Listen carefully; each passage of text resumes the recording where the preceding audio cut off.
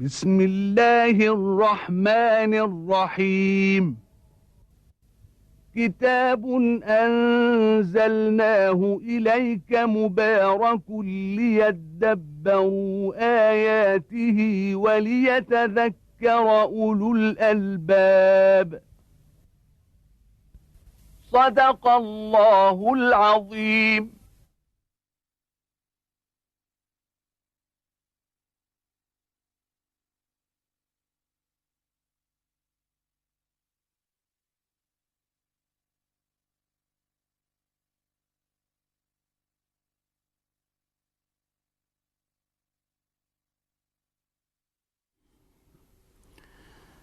إن الحمد لله نحمده ونستعينه ونستغفره ونعوذ بالله من شرور أنفسنا ومن سيئات أعمالنا. من يهده الله فلا مضل له ومن يضلله فلا هادي له، وأشهد أن لا إله إلا الله وحده لا شريك له، وأشهد أن محمدا عبده ورسوله. أما بعد، فإن خير الكلام كلام الله تعالى، وخير الهدي هدي محمد صلى الله عليه وسلم، وشر الأمور محدثاتها، وكل محدثة بدعة، وكل بدعة ضلالة، وكل ضلالة في النار. وبعد، أيها الإخوة الكرام، يقول الله تبارك وتعالى: للذين يؤلون من نسائهم تربص 4 أشهر، فإن فاءوا فإن الله غفور رحيم، وإن عزموا الطلاق فإن الله سميع عليم. بعد أن بين الله تبارك وتعالى أحكام الأيمان، وأن من حلف على يمين خير فإنه لا يجعل اليمين معترضا بينه وبين فعل الخير، فليكفر عن يمينه ويأتي الذي هو خير. وقد قال صلى الله عليه وسلم: والله إني لا أحلف على يمين فأرى غيرها خيرا منها إلا كفرت عن يميني وأتيت الذي هو خير. وكذلك بيان الله تبارك وتعالى وسماحه لعباده المؤمنين أنه لا يؤاخذهم على الأيمان التي أيمان له، التي تخرج منهم لا يعقدونها بقلوبهم ولا يقصدونها، وإنما تجري على ألسنتهم. قال جل وعلا: لا يؤاخذكم الله باللغو في أيمانكم ولكن يؤاخذكم بما كسبت قلوبكم والله غفور حليم. ثم قال جل وعلا: للذين يؤلون من نسائهم. يؤلون يحلفون، الألية والحلف. يؤلون من نسائهم بمعنى أنه يحلف ألا يدخل على امرأته، فهذا الذي يحلف بالله تبارك وتعالى ألا يعاشر امرأته أو ألا يدخل عليها، قد أباح الله تبارك وتعالى له أن يكون هذا بالحد الأدنى 4 أشهر. قال: الذين يؤلون من نسائهم تربص 4 أشهر. التربص الانتظار، هذا آخر حد يمكن أن يترك الرجل معاشرة أهله وزوجه. قال جل وعلا: فإن فاءوا، ومعنى فاءوا بمعنى رجعوا، يعني رجعوا إلى المعاشرة لأزواجهم، وطبعا المعاشرة بالمعروف. قال جل وعلا: فإن الله غفور رحيم، مسامح سبحانه وتعالى كريم. المغفرة هي المسامحة وستر العيب ومحو الذنب، ورحيم بعباده سبحانه وتعالى أنه أباح لهم ذلك، لما في هذا قد يكون من مصلحة من تقويم يعني المرأة، فقد تقوم المرأة بهجرانها فترة لعله يعني أن ينصلح حالها إذا كان ثم أمر يعني يستدعي ذلك. وقد آل النبي صلى الله عليه وسلم من نسائه شهرا ثم دخل عليهن بعد الشهر. قال جل وعلا: وإن عزموا الطلاق فإن الله سميع عليم، يعني أنه بعد انتهاء هذه المدة الذي حلف أن لا يدخل على زوجته فله 4 أشهر انتظار، هذا سماح له. وبعد ذلك لا بد من أن يحدد يعني مصير العلاقة بينه وبين الزوج. فإن فاءوا ورجعوا فإن الله غفور رحيم، وإن عزموا الطلاق بعد ذلك فإن الله سميع عليم. وقول الله تبارك وتعالى: فإن الله سميع عليم، هذا أيضا فيه تحذير وتخويف منه سبحانه وتعالى أنه سامع لكلام كل عباده، مطلع سبحانه وتعالى، عليم بأحوالهم. أي فليتق العبد ربه ولا يجاوز الحد الذي حده الله تبارك وتعالى، ولا يعتدي ولا يظلم. ثم قال جل وعلا: والمطلقات يتربصن بأنفسهن 3 قروء. المطلقات جمع مطلقة، وهي المرأة التي يفارقها زوجها. أخبر سبحانه وتعالى قال: يتربصن بأنفسهن 3 قروء. والتربص الانتظار، يجب أن تتربص بأنفسهن، فلا تخرج عن عصمة هذا الزوج وتزوج بغيره، وإنما تبقى معلقة أيضا بالعقد وبالزوج 3 قروء. القرء هو دورة شهرية كاملة، هو مجموع الحيض والطهر. المرأة الحائض البالغ التي لم تبلغ سن اليأس يعتبرها حيض وطهر حيض وطهر حيض وطهر، فمجموع هذه الفترة حيض وطهر، والتي تكون غالبا عند عامة النساء في شهر عربي، مقدار شهر عربي يقل أو يكثر. هذه الدورة قرء. يتربصن بأنفسهن 3 قروء، 3 دورات شهرية، تبدأ بطهر وتنتهي ببداية الطهر الرابع. هذه هي الفترة التي هي عدة تعتد بها المطلقة، وتكون هي في هذه الحالة ما زالت معلقة بالعقد. إذا جاوزت هذه 3 قروء فقد بانت من زوجها وخرجت منه. وأما في أثنائها فإن للزوج أن يراجعها. والمطلقات يتربصن بأنفسهن 3 قروء. قال جل وعلا: ولا يحل لهن أن يكتمن ما خلق الله في أرحامهن. لا يحل لهن أي للنساء أن يكتمن ما خلق الله في أرحامهن، وما يخلق الله في الرحم إما الولد وإما الحيض. إذا قد يكون قد خلق الله تبارك وتعالى في رحمها ولدا عندما أوقع زوجها الطلاق، أو أنها تأتيها دورتها المعتادة، فلا يحل لها هذا أن تكتم هذا حتى تطيل مثلا فترة العدة، أو تقصر من فترة العدة حتى تخرج، بل يجب أن تلتزم حد الله تبارك وتعالى، ولا تكتم ما خلق الله في رحمها إما بالولد وإما بالحيض. إن كن يؤمن بالله واليوم الآخر، إن كانت حقا مؤمنة بالله واليوم الآخر، فإنه لا يجوز لها أن تكتم ما خلق الله تبارك وتعالى عندها، وذلك أنه يترتب على هذا الكتمان مفاسد عظيمة. طبعا إذا كان الكتمان للولد فهذا أعظم المفاسد، فإنها قد تتزوج بعده بمجرد انتهاء العدة، ويكون هذا الولد الذي من الزوج الأول ينسب بعد ذلك إلى الزوج الآخر، فيكون هذا جريمة كبرى، وقد أدخلت على رجل آخر ما ليس من أولاده. وأما إذا كان بتقصير العدة وتطويلها فهذا كذلك فيه ظلم. لذلك قال جل وعلا: ولا يحل لهن أن يكتمن ما خلق الله في أرحامهن إن كن يؤمن بالله واليوم الآخر. فإن كانت مؤمنة حقا تتقي الله تبارك وتعالى حقا فلا يجوز لها الكتمان. ثم قال جل وعلا: وبعولتهن أحق بردهن في ذلك إن أرادوا إصلاحا.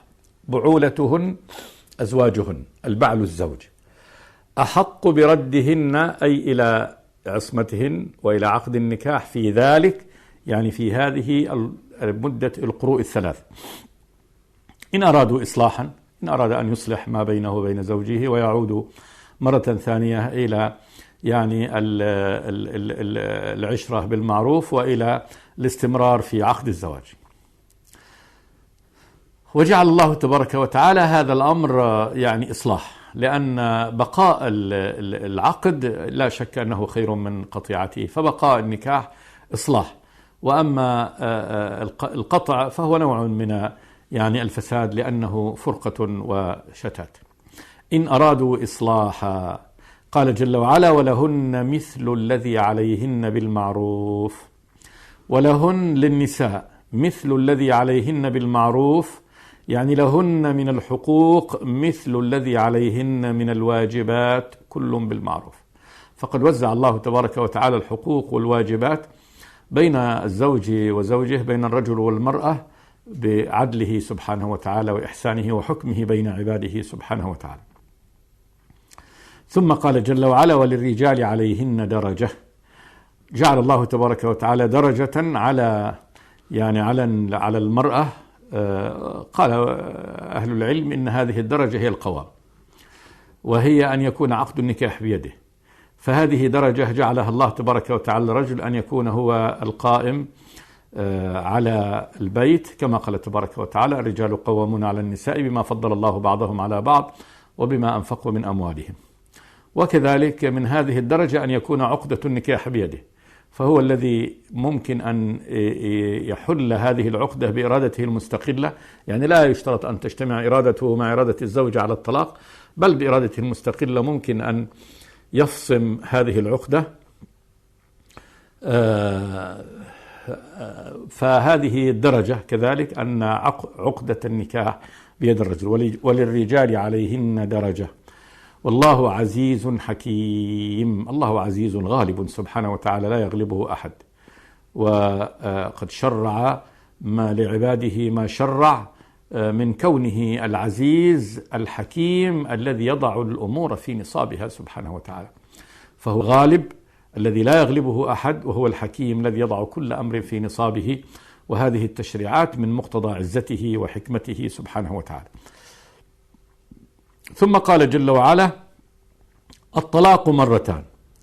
الطلاق هذا الشرع الذي شرعه الله تبارك وتعالى كما هو مبين في هذه الآية السابقة، أنه يوقع الطلاق، تتربص المطلقة بنفسها 3 قروء، للرجل حق أن يعيدها إليه في أثناء هذه قبل انتهاء هذه المدة. فهذا الطلاق اللي هو الطلاق الذي يسميه أهل العلم الطلاق الرجعي مرتان، يعني يطلق ثم في أثناء العدة يردها مرة ثانية، ثم له بعد ذلك أن يطلق ثم أن يردها إلى عصمته قبل انقضاء العدة. فالطلاق الذي يحل للرجل فيه أن يعيد امرأته إلى عقد النكاح مرة ثانية مرتان. الطلاق مرتان، فإمساك بمعروف، إما أن يمسك بالمعروف، والمعروف هو المشروع الذي شرعه الله، لأن الله لم يشرع إلا بالعرف وما تعرفه القلوب الطيبة وما هو الحق سبحانه وتعالى. فما عرفنا الله تبارك وتعالى به هو المعروف، وكذلك هو موافق للفطر السليمة وما تعرفه ولا تنكره القلوب الطيبة. فكل ما يدخل في هذا مما شرعه الله تبارك وتعالى ومما يعرفه ولا ينكره أهل الفطر السليمة والقلوب الطيبة، هذا داخل في هذا. فإمساك بمعروف، دون سب ودون تشهير ودون قهر ودون فرض شروط لم يأذن بها الله تبارك وتعالى، وبالمعاشرة الواجبة، بأن ينفق النفقة الواجبة، بأن يتسامح كل منهما فإنهما زوجان. كل هذا داخل في معنى المعروف. فإمساك بمعروف للرجل أن يمسكها في عقد النكاح اللي هي المرأة التي طلقها وأرجعها بالمعروف، أو تسريح بإحسان. تسريح الطلاق من السراح وهو الإطلاق، بإحسان كذلك، دون سب ودون شتم ودون قطيعة ودون تقبيح ودون ظلم. كل هذا فليكن الرجل محسنا عندما يسرح زوجته. ينبغي أن يكون هذا بإحسان، بأن يوفيها حقها الذي أعطاها، مالها عنده، لا يظلمها بشيء، لا يقبح، لا يكون هناك سباب ولا شتائم ولا تخاصم، بل هذا أمر عقد زواج ميثاق غليظ، اجتمع في طاعة الله وفي مرضاة الله. إذا افترقا يفترقان كذلك بطاعة الله وبمرضاة الله تبارك وتعالى، ما دام أنهما لم يستطيعا أن يواصلا المسيرة. أو تسريح بإحسان. قال جل وعلا: ولا يحل لكم أن تأخذوا مما آتيتموهن شيئا. لا يحل لكم يعني أيها الرجال أن تأخذوا مما آتيتموهن أي النساء شيئا، وشيئا نكرة يعني أي شيء ولو كان شيئا قليلا. ومما آتيتموهن سواء كان بالمهر اللي هو بعقد النكاح أو بالهبة أو بالفرض، فإذا فرض لها شيئا اشترط لها شيئا وهبها شيئا، فهذا كل ما أعطاها وكل ما ملكها إياه فإنه لا يجوز للرجل أن يسترد منه شيئا. قال جل وعلا: إلا أن يخافا ألا يقيما حدود الله. إلا أن يخافا ألا يقيما حدود الله، فإن خفتم ألا يقيما حدود الله فلا جناح عليهما فيما افتدت به. إلا ألا يخافا ألا يقيما حدود الله أن يكون الطلاق أو طلب الطلاق من جهة المرأة، وأنه لا بأس يعني ولا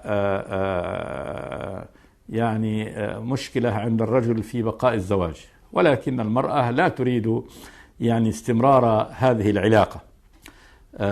ففي هذه الحالة أخبر سبحانه وتعالى أنه لا جناح على الرجل أن يسترد يعني مما أعطاها أو ما أعطاها ما دام أنها لن تقيم معه حدود الله. وأن تقيم معه حدود الله من الطاعة والإنابة والمعاشرة بالمعروف، كرهته لسبب أو لآخر غير في غير ما بأس. إذا كرهته وقالته في بأس بأنه لا ينفق عليها، لا يعطيها ما أوجب الله تبارك وتعالى عليها، أهانها، فإذا كان ثمة بأس هنا الأمر يختلف، فهنا يكون يعني تطليق للضرر. أما إذا كان رجل لا بأس بعشرته وهو ينفق والمرأة لا تحتمله لسبب أو لآخر مما ليس بأسا في الشرع، إلا أن يخاف ألا يقيم حدود الله، فهي تقول: لا أستطيع أن أعيش معك كزوجة، وهو لا يرى أنها بهذه الصورة يمكن أن تبقى يعني زوجة له ما دام أنها قد قلته وتريد فراقه، فأباح الله تبارك وتعالى عند ذلك. قال: فإن خفتم ألا يقيما حدود الله. يقيم يعني كل من الزوج والزوجة حدود الله التي حدها الله تبارك وتعالى، الواجب الذي أوجبه الله على الرجل والواجبات التي أوجبها الله على المرأة، كل نحو الآخر. قال جل وعلا: فلا جناح عليهما فيما افتدت به. عليهما على الرجل والمرأة فيما افتدت به خروجا من عقد النكاح. ثم قال جل وعلا: تلك حدود الله فلا تعتدوها. تلك التي بينها الله تبارك وتعالى على هذا النحو من أن الطلاق مرتين، الطلاق الذي يجوز فيه الرجعة، وأن المرأة إذا أرادت فراق زوجها فإن له أن يسترد إما شيئا مما أعطاها وإما كل ما أعطاها، كما حكم النبي صلى الله عليه وسلم بذلك لإحدى الصحابيات فاطمة بنت أبي سلول التي جاءت فقالت: يا رسول الله لا أنا ولا فلان. كان قد تزوجت ثم جاءت النبي فقالت له: يا رسول الله لا أنا ولا فلان، والله ما أعتب عليه في خلق ولا دين. الرجل هذا لا أعتب عليه، ما في لا ألوم شيئا من أخلاقه ولا من دينه، ولكني أكره الكفر في الإسلام. قلت له: أكره أن أكفر ببقائي معه، لا أطيقه بغضا. قالت: أنا أبغضه بغضا شديدا. وكان سبب البغض أنها يعني كرهت شكله. قالت: اطلعت فرأيته يعني قادما مع رفقة الله فإذا هو أقمأهن وأدمهن خلقا، يعني أقصرهن وأدمهن خلقا. قالت: الرجل لا خلقه ولا دينه، فهو ذو يعني خلق طيب ومعاشرة طيبة، ولكني يعني أبغضته. فقال لها النبي: أتردين علي حديقته يعني التي أصدقك؟ قالت: وزيادة. فقال لها النبي: أما الزيادة فلا. ثم قال لزوجها: خذ الحديقة وطلقها تطليقا، يعني استرد مهرك الذي دفعته هو الحديقة، بستان كان أعطاها إياه، وطلقها تطليقا. فقول الله تبارك وتعالى: فإن خفتم ألا يقيما حدود الله فلا جناح عليهما فيما افتدت به تلك حدود الله. يعني هذه هي الحدود التي حدها الله تبارك وتعالى لكم في هذا الأمر، فلا تعتدوها. الاعتداء هو تجاوز، لا تتجاوزوا هذه الحدود، سواء في المواقيت، فيما يأخذ، فيما يدع. فكما شرع الله تبارك وتعالى هذا الأمر يجب الالتزام به. قال جل وعلا: ومن يتعد حدود الله، يتجاوز هذه الحدود، فأولئك هم الظالمون. أولئك أي المتعدون لحدود الله تبارك وتعالى هم الظالمون. والظلم هو وضع الشيء في غير محله، وذلك أنه وضع بدل ما يضع يعني عند أمر الله الطاعة، وضع عند أمر الله تبارك وتعالى المعصية، فهو ظالم لذلك. ثم قال جل وعلا: فإن طلقها فلا تحل له من بعد حتى تنكح زوجا غيره. فإن طلقها يعني بعد المرتين، مرة طلقها واستردها في العدة، وطلقها المرة الثانية واستردها في العدة، ثم إذا طلقها الثالثة، هنا فإن طلقها يعني أي الثالثة، فلا تحل له من بعد حتى تنكح زوجا غيره. يعني خلاص إذا وقع الطلاق الثالث فقد بانت منه، وهذا الذي يسميه أهل العلم بالبينونة الكبرى. بانت منه بينونة كبرى، لا يستطيع أن يستردها وأن يرجع إليها مرة ثانية إلا بأن يعني تنتهي عدتها، تتزوج رجل آخر زواجا اختياريا وليس يعني لحيلة الرجوع، ويطلقها هذا الآخر، ثم إذا أراد الزوج الأول أن يتزوجها فله ذلك. وقلنا إنه لا بد أن تنكح زوجا غيره نكاحا صحيحا شرعيا بإرادتين متفقتين، لا على التحليل، وإنما على النكاح المؤبد الذي يراد له الاستمرار لأجل النكاح، وليس لأجل أن يحلها يعني للزوج الآخر. فإن هذا النوع من النكاح اللي هو ما يسميه العلم نكاح التحليل نكاح فاحش ومحرم، وقد لعن النبي فاعله، قال صلى الله عليه وسلم: لعن الله المحلل والمحلل له. وفي الحديث: ألا أدلكم على التيس المستعار؟ قالوا: من يا رسول الله؟ قال: المحلل والمحلل له. لعن الله المحلل والمحلل له. فالمحلل هو هذا الذي يتزوج امرأة ثم يطلقها حتى يحلها لزوجها الأول، والمحلل له هو الزوج الأول الذي أراد أن يرجع إلى زوجته مرة ثانية بعد أن طلقها ثلاثا، فيجعل آخر يتزوجها ثم يطلقها حتى يعني في ظنه أنها تحل له، والحال أنها لا تحل له، لأن هذا الزواج باطل وما ينبني عليه فهو باطل. فهذا الزواج باطل، وبالتالي يكون يعني رجوع المرأة إلى زوجها الأول باطلا كذلك، لأنهم بنى على باطل. فقول الله جل وعلا: فلا تحل له من بعد حتى تنكح زوجا غيره نكاحا صحيحا. فإن طلقها يعني هذا الآخر الذي تزوجها بعد أن طلقها الأول 3 مرات، طلقها كذلك اختيارا وليس طلقها ليحلها، قال جل وعلا: فلا جناح عليهما أن يتراجعا.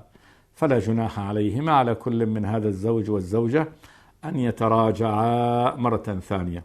والتراجع هنا إنما هو بعقد جديد، عقد جديد ومهر جديد، وليس يعني كإرجاع المطلقة في العدة إلى مطلقها. قال جل وعلا: إن ظن أن يقيما حدود الله، يعني إن ظن أن يقيما حدود الله مرة ثانية فلا بأس. وقول الله هنا: إن ظن أن يقيما حدود الله، وذلك أن هذا الزوج وتلك الزوجة قد مضى لهما عشرة، وقد طلقها هذا الرجل 3 تطليقات، طلقها وردها وطلقها وردها، وتزوجت غيره، فإن بعد ذلك قلنا طلقها وردها وطلقها وردها ثم طلقها، هي الطلقة الثالثة، ثم تزوج زوجا غيره، فهذا له تجربة يعني طويلة، فلا ينبغي له أن يعود إلى تلك الزوجة التي سلف منه أن طلقها ثلاثا إلا إن ظن أن يقيم حدود الله. والظن هنا غلبة، يعني رجحان، فإذا بالفعل ترجح عنده أنه سيقيم حدود الله مع هذه المرأة وهي كذلك ظنت أن تقيم مع حدود الله، فيعيشان يعني حياة الأزواج بالمعروف وكل يقيم حدود الله مع الآخر، فلا بأس أن يتراجع.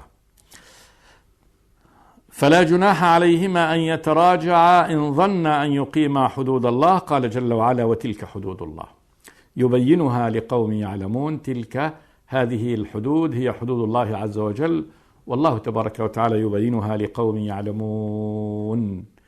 القوم الذين يعلمون أن هذا من الله، فهؤلاء هم الذين يستفيدون إذا علموا أن هذا كلام الله تبارك وتعالى وأن تلك حدوده وامتثلوا هذا، فهؤلاء هم الذين يستفيدون بهذا. أما إذا يعني لم يكونوا من أهل العلم والفقه فإنهم يعني مهما بينت لهم هذه الحدود فإنهم لا يلتزموه. وتلك حدود الله يبينها لقوم يعلمون، فخص يعني الذين لا يعلمون، لأن من يعلم هو الذي يعني سيمتثل أمر الله تبارك وتعالى. ثم قال جل وعلا: وإذا طلقتم النساء فبلغن أجلهن فأمسكوهن بمعروف أو سرحوهن بمعروف. إذا طلقتم النساء، هذا أي تطليقة، فبلغن أجلهن، بلغت الأجل اللي هو قال الله تبارك وتعالى 3 قروء، اللي هو نهاية 3 قروء. هذا بالنسبة لي يعني المرأة التي تحيض أو من شأنها أن تحيض. أما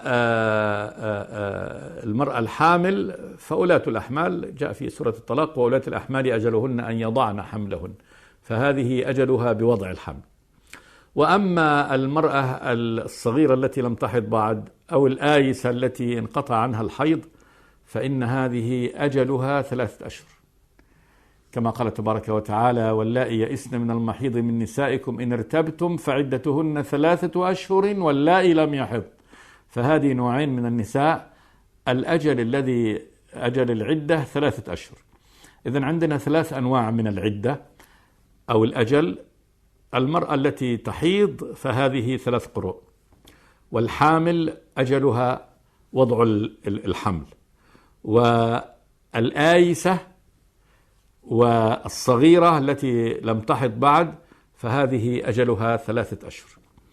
فقول الله تبارك وتعالى: وإذا طلقتم النساء فبلغن أجلهن فأمسكوهن بمعروف أو سرحوهن بمعروف. وبلوغ الأجل هنا اللي هو قبل يعني البلوغ، لا بد أن يكون هذا قبل بلوغ. هنا فبلغن أجلهن يعني وصلنا إلى يعني قرب نهاية الحد، لأنه إذا بلغ الأجل ولم يحصل الإمساك بمعروف فإنها تكون قد بنت منه. فبلغن أجلهن فأمسكوهن بمعروف، هذا إذا أراد أن يعيد زوجته مرة ثانية إلى عصمته ويستمر عقد النكاح، أو سرحوهن بمعروف. والسراح بالمعروف يعني أنه طلقوهن بعد ذلك بمعروف، فإن ترك خلاص وقع منه الطلاق، فإذا جاوزت الحد هذا الذي حده الله وهو الأجل يصير خلاص قد سرحت. وقال الله تبارك وتعالى بمعروف، وقد بينا هذا بأنه ليس معه سب ولا شتم ولا تقبيح ولا منع لحقوقها. ثم قال جل وعلا: ولا تمسكوهن ضرارا لتعتدوا ومن يفعل ذلك فقد ظلم نفسه. لا تمسك المرأة مضار لها، يعني عندما يقارب الأجل ينتهي فيقول راجعتك، ولا يكون قصده أن يراجعها، وإنما قصده أن يضاررها وأن يرجعها مرة ثانية إلى عقد النكاح، ثم يظلمها وتبقى، ثم إذا حان وقت يطلقها من جديد، ثم إذا قارب خروجها من العدة أرجعها مرة ثانية. فيمسكها من أجل الإضرار، ولا يمسكها من أجل أن يعيشا كزوجين. ولا تمسكوهن ضرارا لتعتدوا، قال جل وعلا: ومن يفعل ذلك فقد ظلم نفسه. يعني الذي يمسك زوجته قبل انتهاء العدة بقصد الإضرار فهذا ظالم لنفسه، مو ظالم، طبعا هو ظالم لزوجه، لكن هذا الظلم سيعود إليه ويعود عليه، لأنه يعني قد اكتسب إثما، والذي يكتسب إثم سيكسبه عن نفسه، فقد ظلم نفسه. أدركنا الوقت، وفي هذه الآية مزيد تفصيل نرجعه إن شاء الله إلى الحلقة الآتية. أقول قولي هذا وأستغفر الله لي ولكم من كل ذنب، وصلى الله وسلم على عبده ورسوله محمد. بسم الله الرحمن الرحيم. كتاب أنزلناه إليك مبارك ليدبروا آياته وليتذكر أولو الألباب. صدق الله العظيم.